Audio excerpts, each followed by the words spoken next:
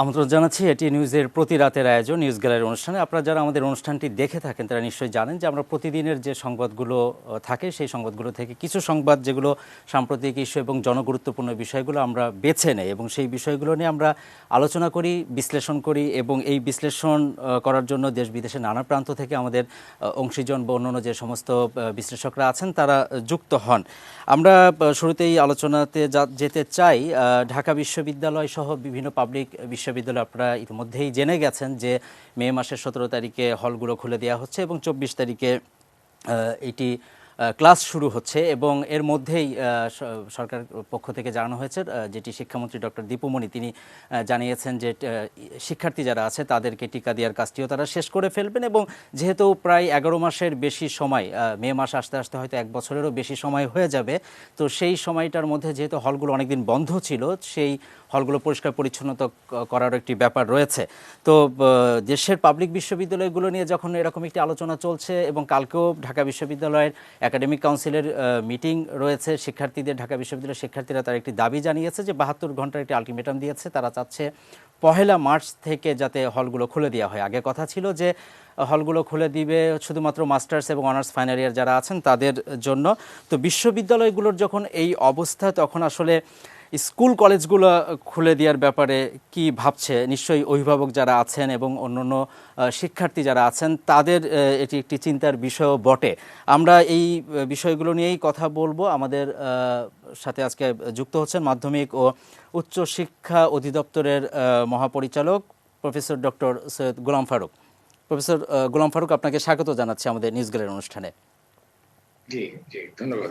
আমরা শুরুতেই যেই বিষয়টি জানতে চাই, আপনারা গত 22শে জানুয়ারি একটি সিদ্ধান্ত নিয়েছিলেন এবং 4 ফেব্রুয়ারির ভিতরে বিভিন্ন বিদ্যালয়গুলো, মাধ্যমিক বা কলেজগুলো রয়েছে সেগুলো পরিষ্কার পরিচ্ছন্নতা করা, যেখানে স্বাস্থ্য অধিদপ্তর, স্বাস্থ্য মন্ত্রণালয়ের নির্দেশনা একই সাথে WHO নির্দেশনা ফলো করে আপনারা এটি খুলে দিতে চেয়েছিলেন। পরবর্তীতে একটি ঘোষণা আসার কথা ছিল যে ফেব্রুয়ারির মাঝামাঝি আপনারা হয়তো খুলে দিবেন। পরবর্তীতে দেখা গেল যে 28শে ফেব্রুয়ারি পর্যন্ত এটি বাড়ানো হয়েছে।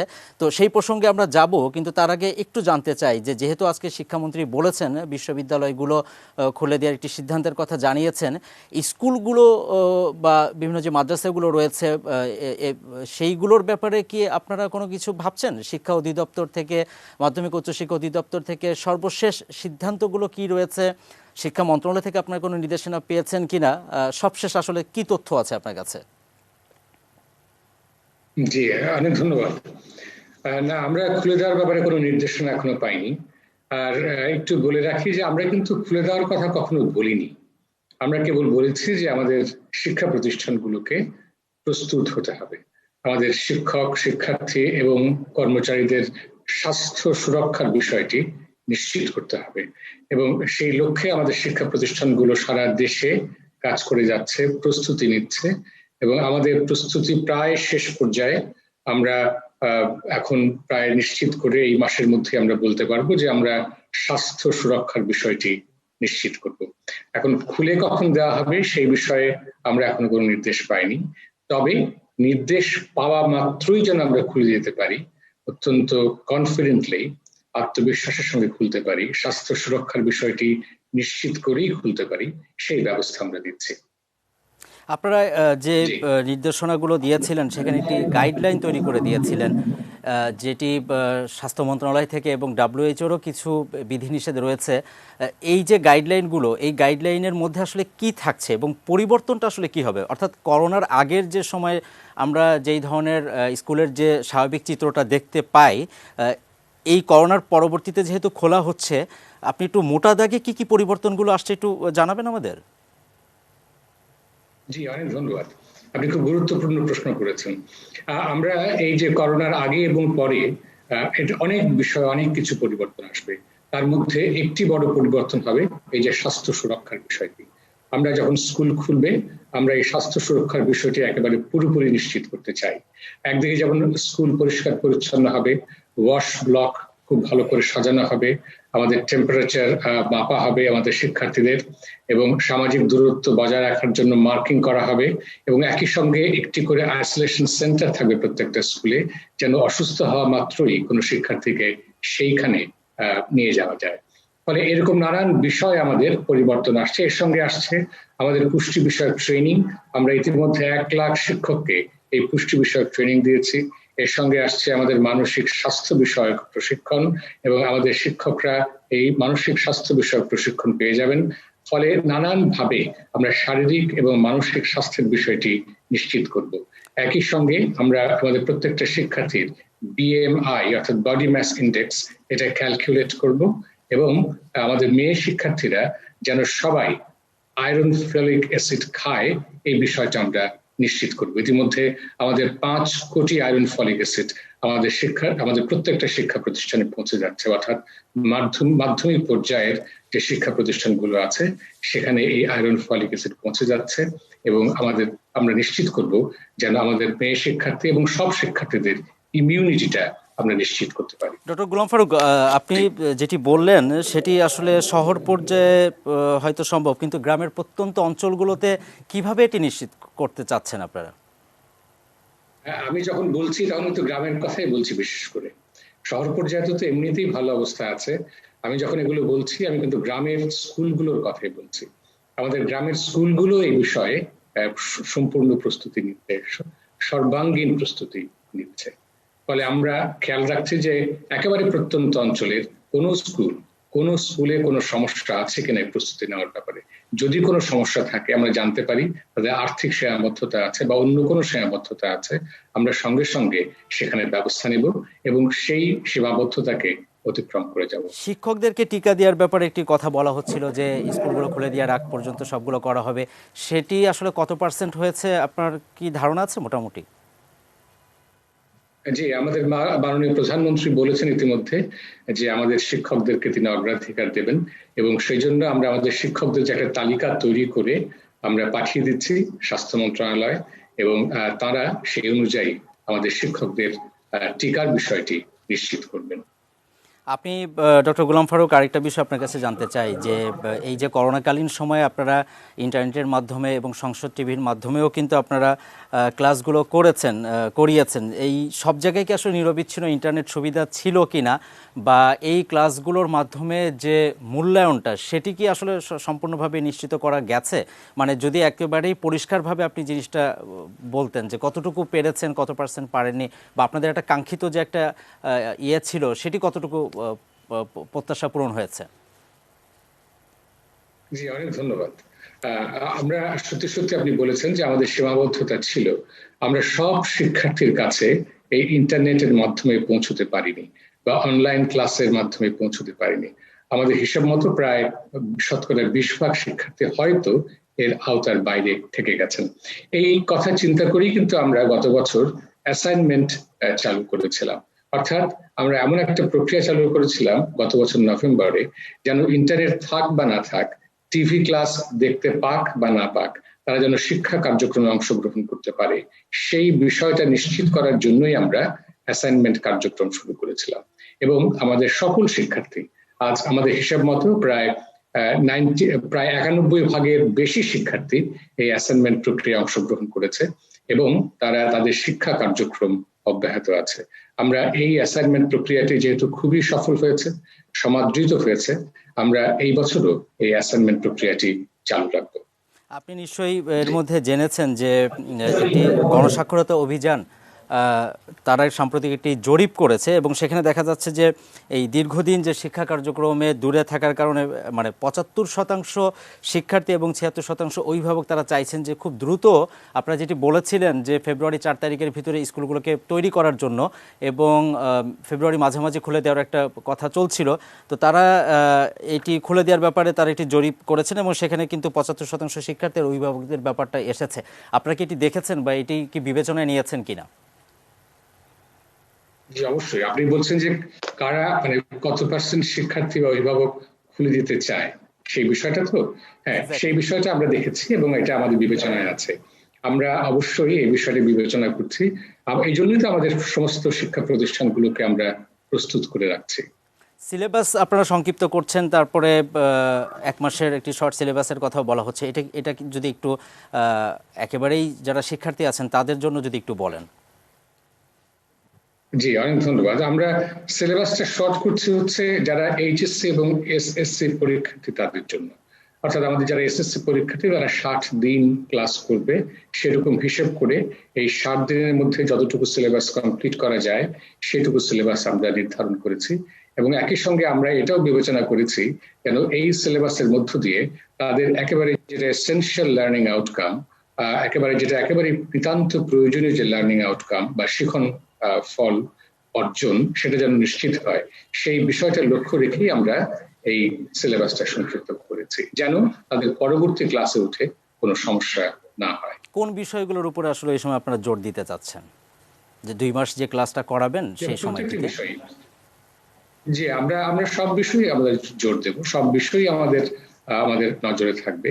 আমরা প্রত্যেকটা বিষয়ে নজর দেব, মানে সবসময় যেরকম দিই সেরকমই। কিন্তু এটা কি অনলাইনে করা সম্ভব ছিল না? মানে কি কারণে আপনারা আবার এমনিতেই ফিজিক্যালি আবার করতে চাচ্ছেন আর কি? এটার অনলাইনের সীমাবদ্ধতা আছে কিনা মানে কি আপনাদের কোনো? পরীক্ষাটা, মানে আপনি বলতে যাচ্ছেন যে এসএসসি পরীক্ষা আবার এসএসসি এবং এইচএসসি অনলাইনে পরীক্ষার আগে কোনটা? যাদের ক্লাসটা নিতে চাচ্ছিলেন আপনারা 2 জি, মাসের শর্ট সিলেবাস করে, সেইটা কি আসলে অনলাইনের মাধ্যমে করতে গেলে কি সব বিষয়গুলো বোঝানো যাবে না, এরকম কোনো বিষয় কি আছে? কিছু বিষয় আপনারা মনে করছেন যে সরাসরি ক্লাস না, হওয়াটা না, ভালো? সেইটা তো, জি, অনেক ধন্যবাদ। যেহেতু আপনি জানেন যে আমাদের যে অনলাইন ক্লাস বা টিভি ক্লাস, এই বিষয়ে আমাদের অভিজ্ঞতা কিন্তু মাত্র 1 বছর। ফলে আমরা যে খুব বেশি ম্যাচিউর হয়ে গেছি ইতিমধ্যে তা নয়, এটা একটা সমস্যা। আরেকটা সমস্যা হচ্ছে আমাদের অ্যাক্সেস, যেটা একটু আগে আপনি বললেন যে সবার তো এই অনলাইন বা টিভিতে অ্যাক্সেসটা সমান পরিমাণে নেই। আবার যাদের আছে তারা যে খুব আনইন্টারাপ্টেড অ্যাক্সেস আছে, এটাও কিন্তু আমরা খুব নিশ্চিত করে বলতে পারি না। ফলে এইসব বিষয় বিবেচনা আমাদের করতেই হয়। এজন্য আমরা মূলত এই ফেস টু ফেস ক্লাসের উপর নির্ভর করতে হচ্ছে আমাদেরকে। অনলাইন করতে গিয়ে তো নিশ্চয়ই আপনাদের একটা অভিজ্ঞতা হয়েছে যে অনলাইন ক্লাসগুলোতে কিভাবে হচ্ছে। পরবর্তীতে যদি আমাদের করোনা পরিস্থিতি স্বাভাবিক হয়ে যায়, আবার আগের মতো স্কুলগুলো মানে যখন খুলে যাবে, তখনও কি আপনারা এই অভিজ্ঞতার আলোকে কি কোনো অনলাইন পদ্ধতি চালু রাখতে চাচ্ছেন কিনা, এরকম কোনো পরিকল্পনা কি আছে আপনাদের? জি, অবশ্যই অবশ্যই, অনেক ধন্যবাদ। আমরা যে করোনার সময় আমাদের বেশ কিছু কিন্তু অর্জন আছে, তার মধ্যে একটা বড় অর্জন অর্জন হচ্ছে এই টিভি ক্লাস এবং অনলাইন ক্লাস। আমরা কিন্তু এই স্কেলে এই অনলাইন ক্লাস কখনো করতে পারিনি বা টিভি ক্লাসও করতে পারিনি। আমাদের শিক্ষকরা এই বিষয়ে দক্ষ হয়ে ওঠেননি আগে। ফলে এই করোনার সময় এটাকে আমরা খুব বড় অর্জন বলে ধরে নিচ্ছি, এবং এই অনলাইন ক্লাস এবং টিভি ক্লাস আমরা কিন্তু চালু রাখবো যখন করোনা থাকবে না তখনও। ফলে আমরা ফেস টু ফেস ক্লাস এবং অনলাইন ক্লাস দুটোই সমান তালে চালু রাখবো। সেই ক্ষেত্রে যারা অনলাইনে ক্লাস করবে সেটার জন্য কি আলাদা কোনো ফি আপনারা নির্ধারণ করবেন কিনা, বা এরকম কোনো চিন্তা আছে নাকি? এখন যেভাবে সরকারিভাবে করা হচ্ছে বা বেসরকারি বিদ্যালয়গুলো যেমন তারাও মনে হয় একটু সেশন চার্জ বা কিছু ফি নিচ্ছে, সেটা কিভাবে আপনারা নিশ্চিত করতে চান?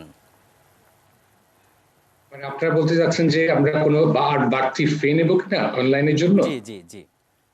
না, আমরা অনলাইন ক্লাসের জন্য বাড়তি কোনো ফি নেব না, বা টিভি ক্লাসের জন্য বাড়তি কোনো ফি আমরা নেব না।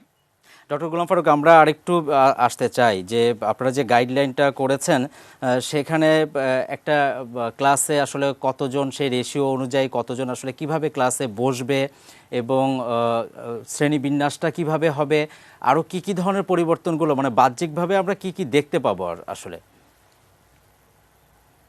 জি, অনেক ধন্যবাদ। আমরা যে গাইডলাইন দিয়েছি তাতে যদি একটা বেঞ্চ 6 ফুট হয় তাহলে ওখানে 2 জন করে বসবে, এবং প্রত্যেকটা বেঞ্চের মধ্যে 3 ফুট করে দূরত্ব থাকবে।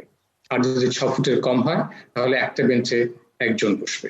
আমরা বিভিন্ন স্কুল ঘুরে দেখেছি, আমাদের স্কুল কর্তৃপক্ষ বলেছেন যে যদি আমরা এইভাবে সাজাই তাহলে এক গড়ে একটা ক্লাসকে আমাদের 3টা ক্লাসে স্প্লিট বা ভাগ করতে হবে। এটা আমাদের করতেই হবে যদি আমরা সামাজিক দূরত্বটা বজায় রাখতে চাই। আর যদি আমরা একটা ক্লাসকে 3টা শ্রেণীকক্ষে ভাগ করে দিই তাহলে কিন্তু আমরা সব শিক্ষার্থীকে একসঙ্গে স্কুলে আনতে পারবো না। অর্থাৎ এই সামাজিক দূরত্বটা বজায় রাখার জন্য আমাদেরকে মানে ফেস বাই ফেস আমাদের শিক্ষার্থীদেরকে স্কুলে নিয়ে আসতে হবে। বুঝতে পারি। আমরা আরেকটা জিনিস ডক্টর গোলাম ফারুক জানতে চাই যে আপনি মাধ্যমিক পর্যায়ের স্কুলগুলোতে কিন্তু আসলে মেয়েদের একটি টয়লেটের ব্যাপারে কথা হয়ে থাকে, সেইটি কি করোনার থেকে অভিজ্ঞতা নিয়ে আপনারা প্রত্যেকটা বিদ্যালয়গুলোতে সেটি নিশ্চিত করতে পেরেছেন কি? জি, আমরা ইতিমধ্যে প্রায় নিশ্চিত করতে পেরেছি। আমাদের টয়লেট গুলো পরিষ্কার পরিচ্ছন্ন হয়ে যাচ্ছে এবং মেয়েদের জন্য আলাদা টয়লেটের ব্যবস্থা অবশ্যই থাকবে। বুঝতে পেরেছি। আমরা সবশেষ আসলে জানতে চাই যে, এক কথায় যদি আপনার কাছে জানতে চাই যে বিদ্যালয়গুলো আসলে কবে নাগাদ খুলতে পারে? জি, আমরা তো সেই ব্যাপারে খুব নিশ্চিত নই, কারণ এটা করোনা পরিস্থিতির উপর নির্ভর করে। তবে আমরা যেটা বলতে পারি মাধ্যমিক উচ্চশিক্ষা অধিদপ্তর থেকে, আমরা ফেব্রুয়ারি মাসের মধ্যেই আমাদের দেশের প্রত্যেকটা মাধ্যমিক পর্যায়ের শিক্ষা প্রতিষ্ঠানকে প্রস্তুত করে ফেলব। তারা আমাদের শিক্ষার্থী, শিক্ষক এবং কর্মচারীদের স্বাস্থ্য সুরক্ষার বিষয়টি নিশ্চিত করবেন। বুঝতে পেরেছি, ধন্যবাদ। আমরা কথা বলছিলাম ডক্টর গোলাম ফারুক, যিনি মাধ্যমিক ও উচ্চ মাধ্যমিক মাধ্যমিক শিক্ষা অধিদপ্তরে আছেন। ডক্টর গোলাম ফারুক, আপনাকে অসংখ্য ধন্যবাদ আমাদের সাথে সময় দেওয়ার জন্য। অনেকগুলো বিষয় আসলে উঠে এসেছে। নিউজ গ্যালারির অনুষ্ঠানে আমরা এর আগে আলোচনা করছিলাম স্কুলগুলো খুলে দেওয়ার ব্যাপারে। আমরা এখন যে আলোচনাটি ফিরতে চাই সেটি হচ্ছে যে আমরা একটু ঢাকার বাইরে যেতে চাই। সুনামগঞ্জের নারী ও শিশু ট্রাইব্যুনাল নির্যাতন দমনের বিচারক তিনি আজকে একটি যুগান্তকারী রায় দিয়েছেন। যুগান্তকারী আসলে বললে ভুল হবে, ব্যতিক্রমী একটি রায় দিয়েছেন। তিনি যেটি করেছেন যে ৬৫টি পৃথক পৃথক মামলা ছিল এবং সেই মামলাতে তিনি ৫৪ জনকে কারাগারে না পাঠিয়ে, যারা বিভিন্ন নারীদের স্বামী তাদেরকে কারাগারে না পাঠিয়ে তাদেরকে তাদের বাসায় পাঠিয়ে দিয়েছেন। এই বিষয়টি নিয়ে আমরা আসলে কথা বলবো। আমাদের সাথে যুক্ত হচ্ছেন নান্টু রায়, যিনি সুনামগঞ্জ নারী ও শিশু ট্রাইব্যুনাল মামলার পিপি এবং একই সাথে ব্যারিস্টার মিতি সানজানা। আপনাদের দুজনকে স্বাগত জানাচ্ছি। ধন্যবাদ। ধন্যবাদ আপনাকে। আমরা শুরুতে চলে যাই নান্টুরাই। নান্টুরাই, আপনি তো আজকে ছিলেন আদালতে এবং এই আদালত তো নিশ্চয়ই আরও আগে ৪৭ জনের ক্ষেত্রেও কিন্তু এরকম আদেশ দিয়েছিলেন। আপনি যখন আদালতের ভেতরে ছিলেন তখন আসলে পরিবেশটি কেমন ছিল এবং কি দেখছিলেন আপনি তখন? যখন আদালতে কোর্ট আঙ্গিনা একটা উৎসব মুখর পরিবেশ ছিল বলতে হবে, কারণ এখানে স্বামী স্ত্রী এবং তাদের সন্তান এবং পরিবারের অন্যান্য সদস্যরা আদালত প্রাঙ্গণে এসেছিল। আসার ফলে একটি উৎসব মুখর পরিবেশ সৃষ্টি হয়েছিল, কারণ তারা এই স্বামী স্ত্রীর যে আজকে ৬৫টি মামলা ছিল আদালতে, এর মধ্যে 11টি মামলার সাজা হয়েছে, প্রত্যেকে 1.5 বছর করে সাজা হয়েছে। আর 54টি মামলায় আদালত আপন নিষ্পত্তির মাধ্যমে তাদেরকে মামলাটি সমাধান করে দিয়েছেন। কারণ আদালত এর আগে 3-4 মাস আগে তাদেরকে একটা আপোষের সমঝোতা নিয়ে আসছেন, আনার ফলে এই বাদিনী স্ত্রীকে তাদের স্বামীর সংশয় দিয়েছেন। তারা 3-4 মাস স্বামীর ঘরে গিয়ে তার অবস্থাটা কি হয় না দেখার জন্য। তারপরে 3-4 মাস পরে আদালত আজকে এই 65টি মামলা রেখেছিলেন।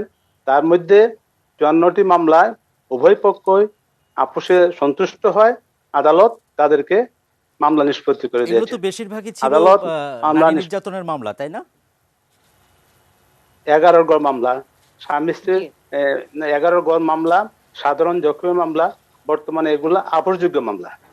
আপোষযোগ্য হওয়ার কারণে আদালত এই ব্যবস্থাটা এই একটা ব্যতিক্রম ধর্মী একটা রায় দিতে পেরেছে। আচ্ছা, আরেকটা জিনিস একটু জানতে চাই, যে সেটা হচ্ছে যে আদালত প্রাঙ্গণে যারা ছিলেন তারা কি তাদেরকে ফুল দিয়ে শুভকামনা জানিয়েছেন বা তাদের বাচ্চাদেরকে চকলেট দিয়েছিলেন, এরকম কি আসলে ঘটেছিল? জি জি জি, যখন মামলা রায়ের ফলে আদালত প্রত্যেক স্বামী স্ত্রীকে একটা ফুলের তোড়া এবং সন্তানদেরকে এই একটা চকলেটের প্যাকেট হাতে তুলে দিয়েছেন, যার ফলে তারা অত্যন্ত আনন্দিত মনে হয়েছে। বুঝতে পেরেছি, ব্যতিক্রমী একটি পরিবেশ তৈরি হয়েছিল আর কি। ধন্যবাদ নান্টুরাই। আমরা সুনামগঞ্জ নারী ও শিশু ট্রাইব্যুনালের পিপি নান্টুরাই, তার সাথে কথা বলছিলাম। আমরা একটু মিতি সানজানা, তিনি হাইকোর্টের আইনজীবী, আমরা একটু জানতে চাই যে এই ধরনের যে রায়গুলো হয় এতে তো আসলে এই অনেকদিন ধরেই বিচার কাজগুলো চলে, মামলাগুলো ঝুলে থাকে। তো এই ধরনের রায়গুলো কি আরো অন্য আদালতও তো এই ধরনের প্র্যাকটিসগুলো করতে পারে? আপনার কাছে কি মনে হয়? জি দেখুন, এই যে উনি যেটি বলছিলেন লার্নেড ফ্রেন্ড আমার, সেটা হচ্ছে যে এটা কিন্তু 11 গড় মামলা এবং আমাদের এই অক্টোবর মাসে নারী এবং শিশু নির্যাতন দমন আইনে যে পরিবর্তন এসেছে, সেই পরিবর্তনে কিন্তু এই 11 গ, যেটিকে যৌতুকের জন্য কেউ যদি স্ত্রীকে সাধারণ জখম করে, সিম্পল হার্ট যদি করা হয়, সেই ক্ষেত্রে এই 11 গ ধারাতে এই সিম্পল হার্টের কথা বলা হয়েছে। এবং অতীতে এই 11 গ আপোষযোগ্য ছিল না, বর্তমানে এই সংশোধনের মাধ্যমে কিন্তু এই 11 গ কে আপোষযোগ্য করা হয়েছে।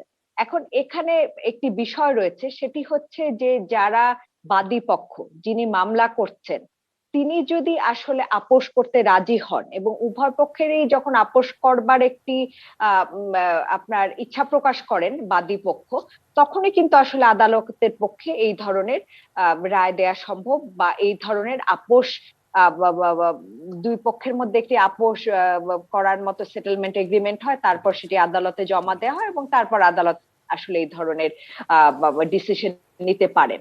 কিন্তু যদি কিনা বাদী পক্ষ সেটি আপোষ করতে না চান, সেক্ষেত্রে তো আর আসলে এই ধরনের কোনো সুযোগ নেই। হ্যাঁ, যেটি যেটি তবে যেটি এখানে এই মামলার ক্ষেত্রেও কিন্তু 11 জি। জন আপোষ করতে চাননি, তাদের কিন্তু কারাগারেই পাঠানোর নির্দেশ দিয়েছে আর কি। না, কারাগারে তো, এটা তো কারাগারে পাঠানোর নির্দেশ তো, কনভিকশন তো হচ্ছে কোর্টের বিচারে তিনি কনভিক্টেড হচ্ছেন। অভিযুক্ত ব্যক্তিকে কোর্ট সেখানে রায় দিচ্ছে যে তার কারাগারে তাকে পাঠানোর রায় দিচ্ছে। কিন্তু যে বাদী পক্ষ, যিনি মামলা করলেন, তারা যদি আপোষ করতে রাজি হয়েছেন দেখেই কিন্তু এটি আসলে আপোষ করা সম্ভব হয়েছে। কেননা আমরা জানি যে কিছু কিছু অফেন্স আছে যেগুলো আসলে অনাপোষযোগ্য, আপোষ করার কোনো সুযোগ নেই। ধরেন একজনকে গুরুতরভাবে যৌতুকের কারণে জখম করা হলো, কাউকে হয়তো বা একেবারে মৃত্যু ঘটলো কারো, এই সমস্ত ক্ষেত্রে তো আপোষের কোনো সুযোগ নেই। রেপের যে সেকশন গুলো আছে, সে সমস্ত জায়গায় যেসব ধারায় আপোষের আসলে কোনো সুযোগ নেই, আর নন কম্পাউন্ডেবল অফেন্স, সেখানে তো আসলে এই ধরনের আপোষের প্রশ্ন আসছে না। তো এটি যেহেতু 11 গ ধারাতে আপোষের একটি সুযোগ রয়ে গিয়েছে, তো কাজে এখানে আসলে যেহেতু ওই বাদী পক্ষ আগ্রহ দেখিয়েছে আপোষ করার জন্য, যার ফলে কোর্ট এই ধরনের জাজমেন্ট দিতে পেরেছেন। এবং তার ফলে এখন রেকটিফিকেশনের সুযোগ কিন্তু আমাদের সব আইনে নেই। যেমন আমি আরেকটি আইনের কথা উল্লেখ করতে পারি, একটি ইউনিক আইন বাংলাদেশে আছে, যেটি পারিবারিক সহিংসতা প্রতিরোধ এবং প্রতিরোধ, সুরক্ষা আইন। হ্যাঁ। এই আইনটিকে কিন্তু, হ্যাঁ, এই আইনে কিন্তু প্রথমেই কোনো শাস্তিমূলক ব্যবস্থা নেওয়া হয় না। এই আইনে কিন্তু বিভিন্ন প্রিভেন্টিভ মেজার নেওয়া হয়, সেই সংশোধনমূলক বিভিন্ন ব্যবস্থা মানে নেওয়া সেই হয়, এই সুযোগগুলো আইনে তাদেরকে তাকে দেয়া হয় বারবার আর কি। ওয়ার্নিং দেওয়া হয়, সুযোগ আছে। এবং এই আইনে কিন্তু একটা ইন্টারেস্টিং জিনিসও আছে, যেটি পারিবারিক সহিংসতা প্রতিরোধ এবং সুরক্ষা আইন। এখানে যাতে আসলে পরিবারের ভেতরে সম্পর্কের অবনতি না ঘটে এবং একটি মামলা করার পরেও যাতে আসলে পারিবারিক বন্ধন বা বিচ্ছেদ না হয়ে যায়, এই কারণে কিন্তু এই সুযোগ দেওয়া আছে। এখানে সেবামূলক কর্মকাণ্ডেও করবার জন্য কিন্তু অনেক সময় যে অভিযুক্ত বা আসামি রয়েছেন, তাকে কিন্তু এই ধরনের আদেশও আদালত থেকে দেয়া হয় যে তিনি নিজেকে সংশোধন করবেন, তাকে কারাদণ্ড না দিয়ে তাকে কিন্তু বিভিন্ন ধরনের সমাজ সেবামূলক কাজে তাকে জড়িত করা হয়। এবং তিনি বিভিন্ন সমাজের বিভিন্ন কাজের মাধ্যমে যে অর্থ আয় করেন, অনেক ক্ষেত্রেই কিন্তু সে অর্থ আসলে ক্ষতিপূরণ হিসেবে ভিকটিমকে দেয়া হয়।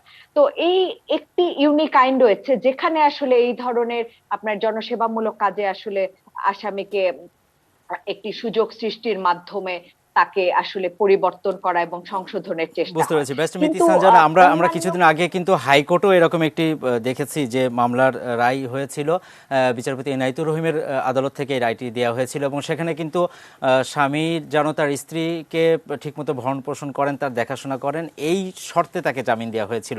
আরেকটা জিনিস আমি একটু আপনার সাথে যুক্ত করতে চাই, সেটি হচ্ছে যে কিশোরগঞ্জেরও কিন্তু একটি আদালত একটু ইন্টারেস্টিং, সেটি হচ্ছে বঙ্গবন্ধুর যে অসমাপ্ত আত্মজীবনী, এই বইগুলো পড়তে হবে, এরকম কতগুলো শর্ত আসলে জুড়ে দেওয়া হয়। তো এই গাছ লাগানোর কথাও কিন্তু বলা হয়েছিল। আপনি যেটি বলছিলেন যে বিভিন্ন ধরনের সুযোগগুলো দেওয়া হয়, তো আপনি এই ধরনের রায়গুলো যদি নিম্ন আদালত থেকে আসলে খুব দ্রুত এইগুলো নিষ্পত্তি হয়, তাহলে তো আমার মনে হয় যে উচ্চ আদালতে যে অনেক দিন ধরে মামলা ঝুলে থাকার যে মামলা জটের যে ব্যাপারটি রয়েছে, সেটি থেকে নিশ্চয়ই অনেকে পরিত্রাণ পাবে। আপনি কি মনে করছেন? জি, আসলে এটি শুধুমাত্র ওইসব অফেন্সের ক্ষেত্রেই প্রযোজ্য, ওই সমস্ত অপরাধের ক্ষেত্রেই প্রযোজ্য যে সমস্ত, ধরুন আইনের ব্যত্যয় ঘটিয়ে কিন্তু একটি আদালতের পক্ষে কোনো রায় দেয়া এইভাবে করে ছেড়ে দেওয়া সম্ভব না কাউকে, হ্যাঁ। তো তো ওই সমস্ত ক্ষেত্রে একমাত্র সম্ভব যেখানে আইনের ভেতরে সেই সুযোগটি করে দেওয়া রয়েছে, যে আইনগুলোর কথা আমি উল্লেখ করলাম এবং যে ধারাগুলোর কথা আমি উল্লেখ করলাম, শুধুমাত্র সেই সমস্ত ক্ষেত্রেই আসলে আদালতের এই সুযোগটি রয়ে গিয়েছে। এবং যদি আসলে বাদী পক্ষ আগ্রহী হয় এবং সেই ক্ষেত্রে যদি আদালত থেকে এই ধরনের রায়গুলো আসে, তাহলে ডেফিনেটলি এই যে মামলা জট নিয়ে যে বসে থাকা এবং উচ্চ আদালতে কিছু কিছু অফেন্স আছে, সেক্ষেত্রে কিন্তু কোনো ধরনের আপোষ করার সুযোগ নেই, নন কম্পাউন্ডেবল অফেন্স, সেগুলো কিন্তু অটোমেটিক্যালি প্রসিকিউশনে চলে যাচ্ছে এবং বাদী পক্ষ মামলা তুলতে চাইলেও কিন্তু তার পক্ষে তোলা সম্ভব না।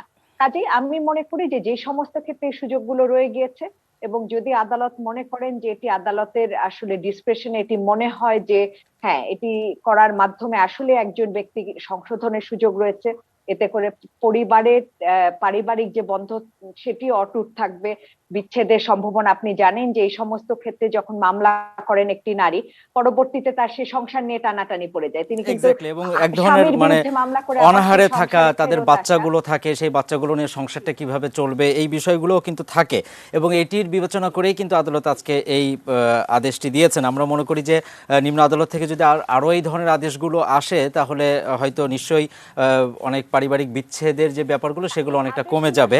আপনাকে অসংখ্য ধন্যবাদ। আমরা কথা বলছিলাম ব্যারিস্টার মিতি সানজানা, এবং আমাদের সাথে ছিলেন সুনামগঞ্জ নারী ও শিশু ট্রাইব্যুনালের পিপি নান্টু রায়। আপনাদের দুজনকে ধন্যবাদ। আমরা আজকে যে সুনামগঞ্জের বিচারক যিনি রায়টি দিয়েছেন সেটি নিয়েও কথা বলছিলাম, এবং এই বিষয়ে সাধারণ মানুষের জন্য খুব সুন্দর করে বুঝিয়ে দেওয়ার জন্য আপনাদের দুজনকে ধন্যবাদ জানাচ্ছি। আপনাকে ধন্যবাদ। আমরা কথা বলছিলাম সুনামগঞ্জের একটি নারী ও শিশু নির্যাতন ট্রাইব্যুনাল থেকে যে রায়টি দেওয়া হয়েছিল সেটি নিয়ে নিউজ গ্যালারি অনুষ্ঠানে। আমরা এর মধ্যে বেশ কিছু আলোচনা শুনেছি, এখন আলোচনা আসলে শুনতে চাই না, আমরা একটু গানে ফিরতে চাই। আমাদের সাথে আছেন কণ্ঠশিল্পী সোমা দাস। সোমা দাস, আপনাকে স্বাগত জানাচ্ছি। তার সাথে আছেন সহযোগী উনি তবলাবাদক পীযূষ রায়, আপনাকেও স্বাগত জানাচ্ছি। আমাদের আসলে আলোচনা করতে করতে একটু বেশি সময় আমরা নিয়ে ফেলেছি। আমরা আপনার সম্পর্কেও জানবো, তবে আমরা একটু যদি আমি যতটুকু জানি আপনার সম্পর্কে, আপনি সাউথ পয়েন্ট স্কুল অ্যান্ড কলেজের মিউজিকের টিচার এবং ঢাকা উত্তর সিটি কর্পোরেশনেরও শিক্ষক হিসেবে আপনি আছেন, এবং দীর্ঘ ৩৫ বছর আপনি এই গানের সাথে আছেন। আমরা আজকে কি কি গান শুনতে চাই, কি কি গান শোনাবেন আমাদের? আমি প্রথমেই শুরু করব, যেহেতু এটি এবার হচ্ছে শ্রদ্ধেয় আমাদের ভাষা মাস চলছে, তো ফেব্রুয়ারি মাসকে উপলক্ষ করে আমি প্রথমে একটু ২১-এর গান দিয়ে শুরু করতে চাচ্ছি। তো তারপর আমি একটু নজরুল সঙ্গীত করব, তারপর কিছু আমাদের দেশের গান করব, পার বাংলার গান। বুঝতে পেরেছি, আমরা ভাষার গানটা দিয়ে শুরু করি তাহলে। হ্যাঁ, ঠিক আছে।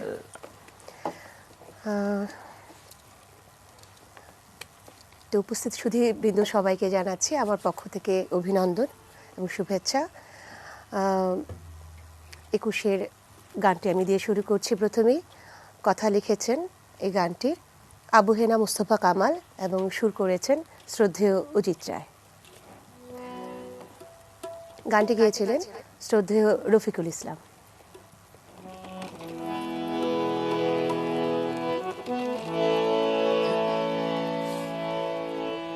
অপমানে তুমি জ্বলে উঠেছিলে সেদিন বর্ণমালা,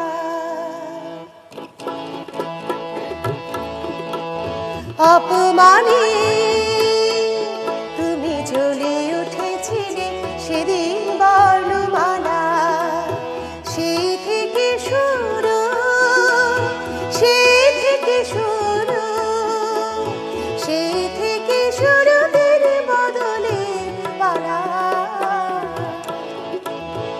অপমানে তুমি জ্বলে উঠেছিলে সেদিন বর্ণমালা।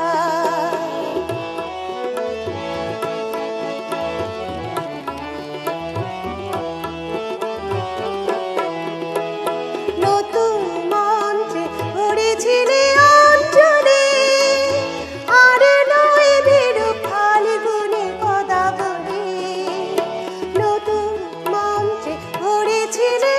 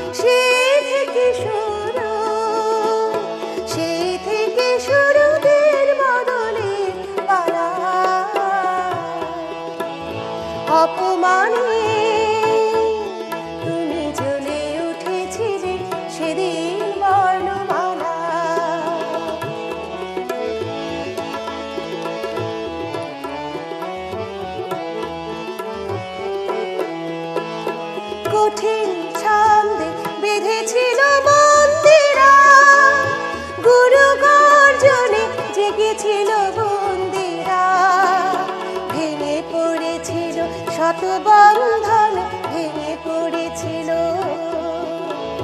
ভেঙে পড়েছিল শত বন্ধন দুঃশাসনের জ্বালা।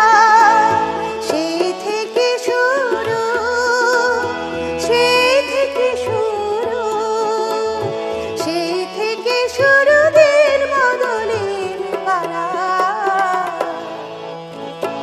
অপমানে তুমি জ্বলে উঠেছিলে সেদিন বর্ণমালা। সেই থেকে শুরু, সেই থেকে শুরু, সেই থেকে শুরু দিন বদলের পালা। অপমানে তুমি জ্বলে উঠেছিলে সেদিন বর্ণমালা। চমৎকার।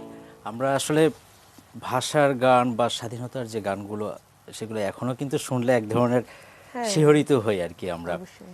আপনার সঙ্গীত জীবন আসলে শুরু করেছিলেন বলতে গেলে কি খুব ছোটবেলা থেকেই? হ্যাঁ, অনেক ছোটবেলা তখন থেকে। বয়স কত আপনার?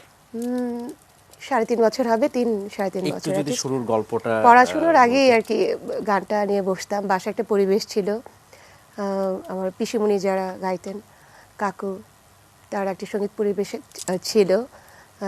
আমার যে সঙ্গীত গুরু ছিলেন প্রদীপ কুমার সরকার, তো আমার কাকার বন্ধু ছিলেন, তো ওভাবে আসা যাওয়া হতো, ওভাবে শিখতাম। তারপরেও ওই ছোটোবেলায় আসলে ওই আগেই সৃষ্টি হলো, আমি একটু ওপার বাংলায় ছিলাম ছোটোবেলাতে, ওপার বাংলা বলতে কলকাতায় ছিলাম।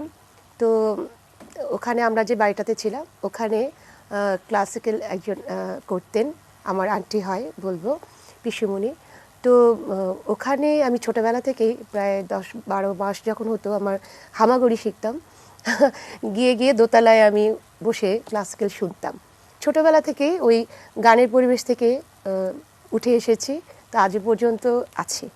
এভাবেই আসলে শুরুটা। বুঝতে পেরেছি। আমরা পরবর্তী গানে চলে যাই। ঠিক আছে। কি করছি এখন? তো আমি এ পর্যায়ে গাইছি একটি নজরুল সঙ্গীত। গানটি হচ্ছে ভাওয়া অঙ্গের। চেষ্টা করছি আমি খানিকটা গাচ্ছি। আমরা নজরুল সঙ্গীত।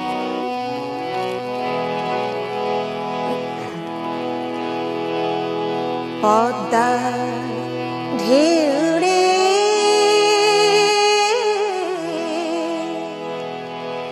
মোরে শূন্য হৃদয় পদ্মনি যা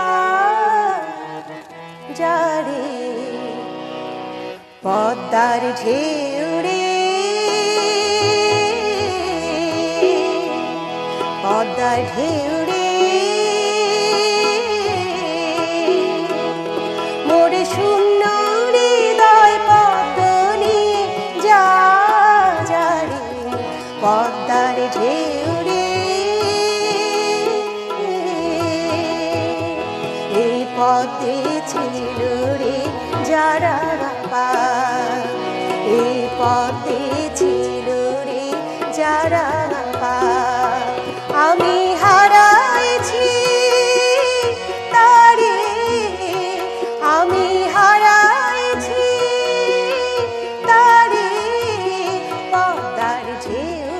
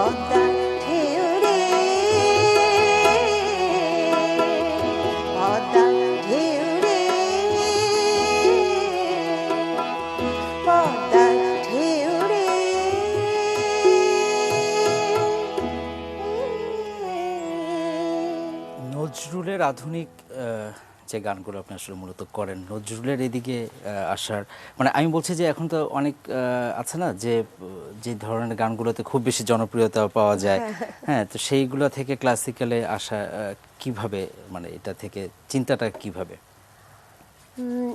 না আসলে ছোটবেলা যেহেতু ক্লাসিক্যাল বা নজরুল সঙ্গীতের ভিতরে ছিলাম, আসলে ওই শুদ্ধ সঙ্গীতের যে চর্চাটা তো ওটা ওভাবেই গেঁথে গেছে।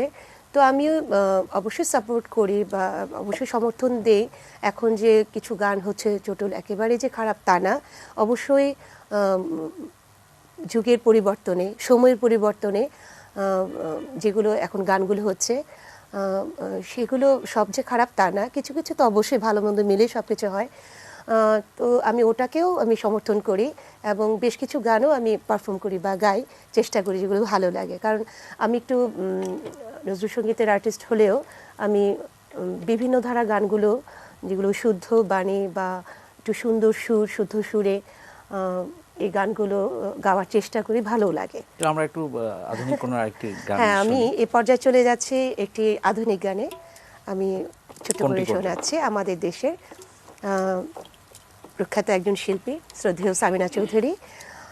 গানটি গীতিকার হচ্ছেন, কথা লিখেছেন শ্রদ্ধেয় আমজাদ হোসেন, সুরকার হচ্ছেন শ্রদ্ধেয় আলাউদ্দিন আলী এবং ছবিটি হচ্ছে জন্ম থেকে জ্বলছে। আচ্ছা।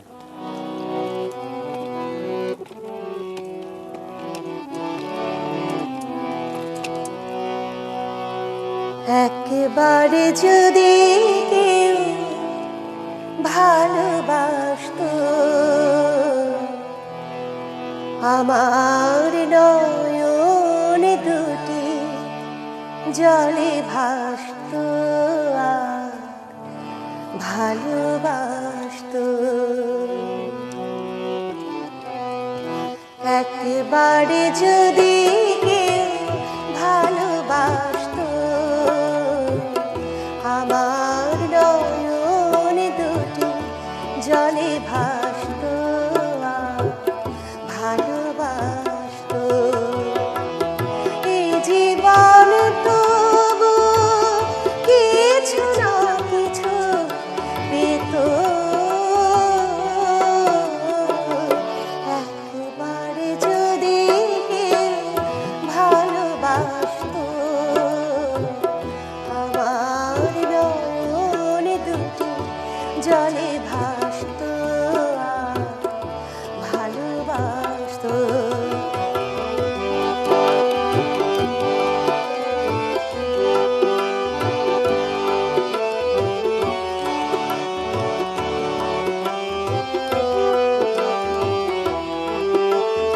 যদি এমন হতো একটি কথা আমায় বলে কেউ ভেঙে দিত সব নীরবতা, যদি এমন হতো একটি কথা আমায় বলে কেউ ভেঙে দিত সব নীরবতা, এই জীবন তবু কিছু না কিছু পেত, একবারে যদি ভালোবাসতো আমার নয়ন দুটি জলে ভাসতো আর ভালোবাসতো। আচ্ছা, আপনি তো সম্ভবত লালন গীতিও করেন, আমরা কি একটা লালনের গান শুনতে পারি? হ্যাঁ, অবশ্যই পারি। তাহলে একটা লালনের গান শুনি আমরা। আচ্ছা।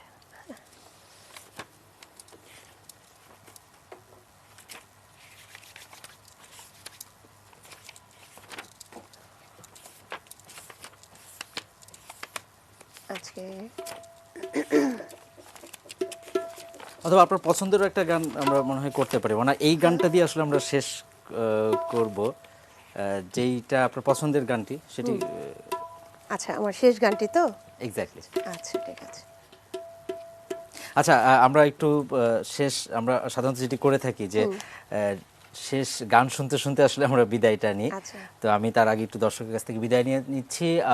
আজকে নিউজ গ্যালারি অনুষ্ঠানে আমাদের সাথে আছেন সোমা দাস। তার গান শুনতে শুনতেই আসলে আমরা বিদায় নিব। আগামীকাল হয়তো আবারও অন্য কোনো প্রসঙ্গ নিয়ে আপনাদের সাথে কথা বলবো, আলোচনা হবে, বিশ্লেষণ হবে। সে পর্যন্ত আমি জাভেদ আখতার আপনাদের কাছ থেকে বিদায় নিয়ে নিচ্ছি। ভালো থাকবেন, সুস্থ থাকবেন, এটি নিজের সঙ্গেই থাকবেন। আমরা গানে ফিরছি।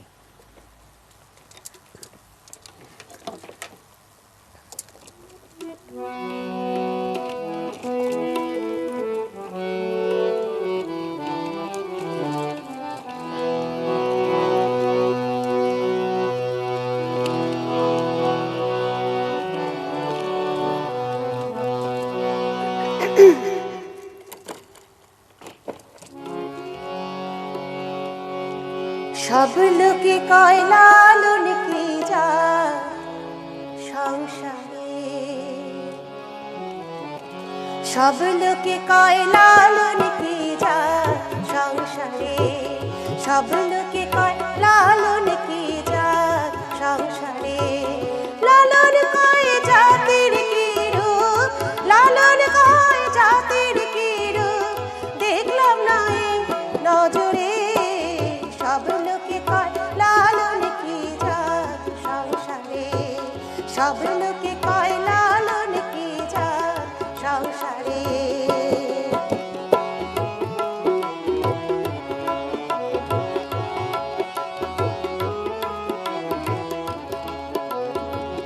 কেউ মালা কেউ তসবি গলা, খাইতে কি জাত ভিন্ন বলে, কেউ মালা কেউ তসবি গলায়, তাইতে কি জাত ভিন্ন বলে, আশা কিংবা যাওয়ার কালে, আশা কিংবা যাওয়ার কালে, যাতে চিহ্ন রয় কারে, সব লোকে কয়, সব লোকে কয় লালন কি জাত সংসারে, সব লোকে কয় লালন কি জাত সংসারে।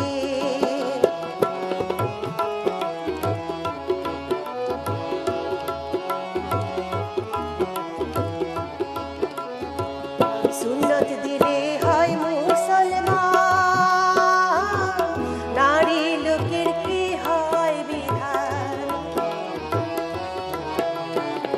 সুন্নত দিলে হয় মুসলমান, নারী লোকের কি হয় বিধান, বামন চিনি বইতে প্রমাণ, বামন চিনি বইতে প্রমাণ, বামনি চিনি কিসেরে, সব লোকে কয়, সব লোকে কয় লালন কি যা সংসারে, সব লোকে কয় লালন কি যা সংসারে, লালন কয় জাতির কি রূপ, লালন কয় জাতির কি রূপ, দেখলাম না দুই নজরে, সব লোকে কয় লালন কি যা সংসারে, সব লোকে কয় লালন কি যা সংসারে, সব লোকে কয় লালন কি যা